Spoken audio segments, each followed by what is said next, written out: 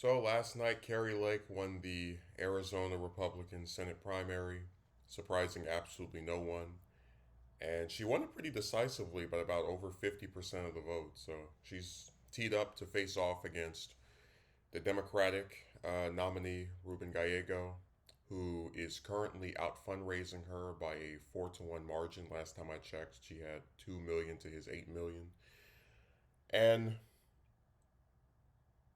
what I find so interesting about this race is that I remember how red Arizona used to be. It was the last state to celebrate Martin Luther King Day back in 2000. Um, you know, McCain was able to just win re-election every 6 years for 30 years. And it just seems as if in such a short amount of time, it's really started to not even just become purple, almost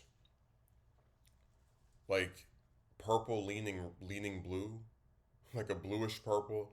I mean, you look at the Arizona's gubernatorial race from 2 years ago, and it was such a winnable race for the Republicans, but Lake botched it. She insulted her own people, right? Other Republicans, um, criticized McCain, who at this point is deceased, so it's like, get over it, and really alienated a lot of people who otherwise would have probably supported her.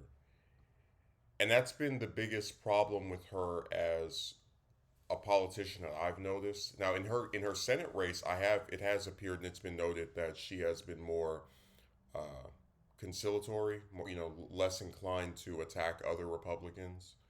And when I say that, I'm talking about like the voters and some of the state officials and whatnot.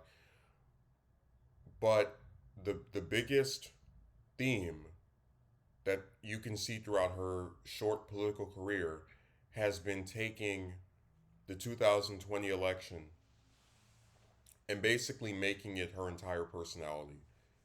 Oh, it was rigged, it was stolen, it was false. And I sat through and read her memoir,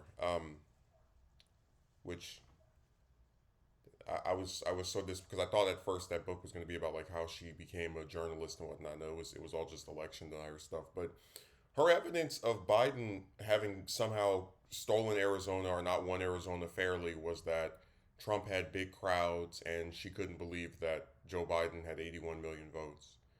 Uh, I could say I didn't believe that Trump had 70 million votes, but that doesn't prove that 70 million people didn't vote for him. But whatever,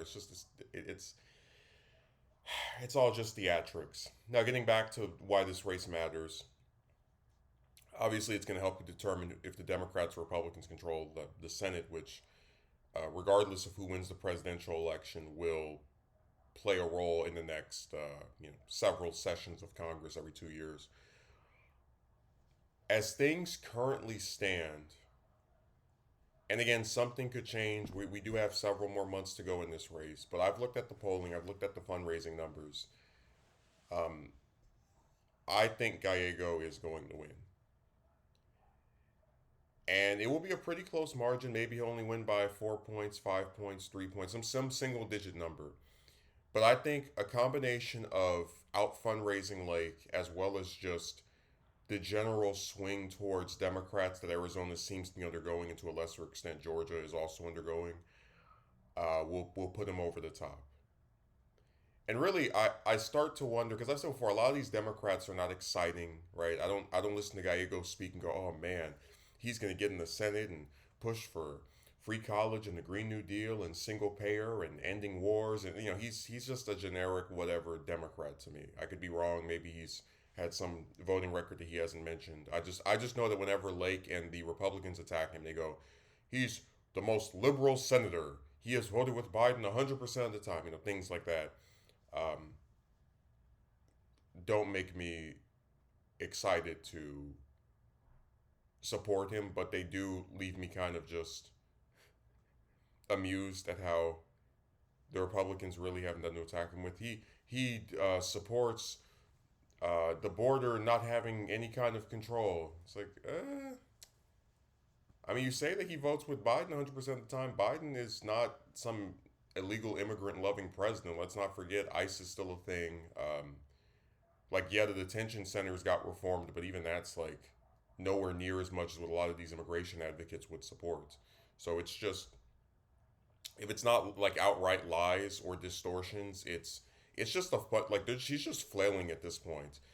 And that's why I think it's so, this race is so fascinating because you have this woman who lost a winnable race in a state that was always red up until 2020.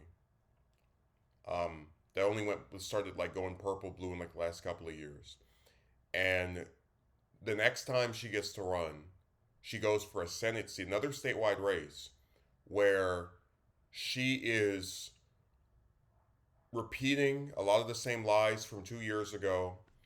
Um, Very much continuing to try to ride the Trump hype train to a victory. And really, it's just incredible to me how she. You might actually be able to say that if any individual is helping Democrats in Arizona, like what any singular person is helping Democrats take complete control of Arizona, it's Kari Lake, because she's not a good candidate.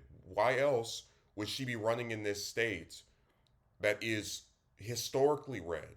Even just a few years ago was red. And the Republicans just can't hack it anymore.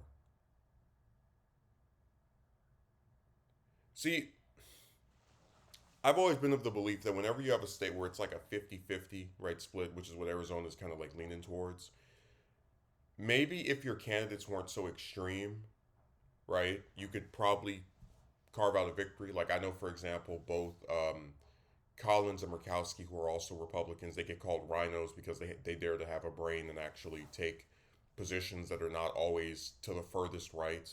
Both of them support Roe v. Wade.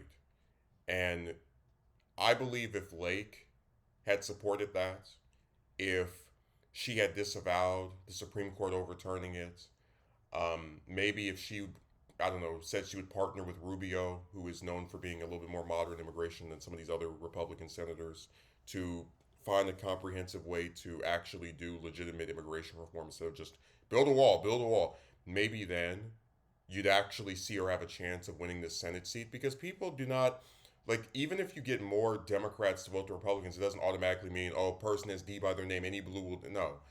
Um, it's just so, it really is incredible watching someone single-handedly deliver a state to one political party because they're just such a lousy candidate. So like I said, she could still win.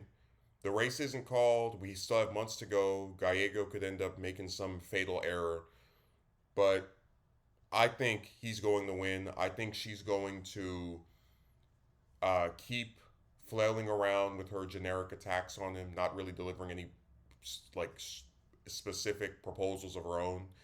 And by the time we get past November, she's either going to try to run for another uh, seat in Arizona, whether that's attempting to challenge Hobbs again for the gubernatorial election in 2026, or she'll go and be either seeking some Trump cabinet position if he wins, um, or I don't know, making a podcast or just sitting on the internet like a lot of these other people are doing. But yeah, I think she has given this Senate seat to the Democrats, and if I'm wrong, I'll be the first one to say that I was. But I just think she's a really bad candidate that is destroying her party's chances of winning, and it's been fun to watch.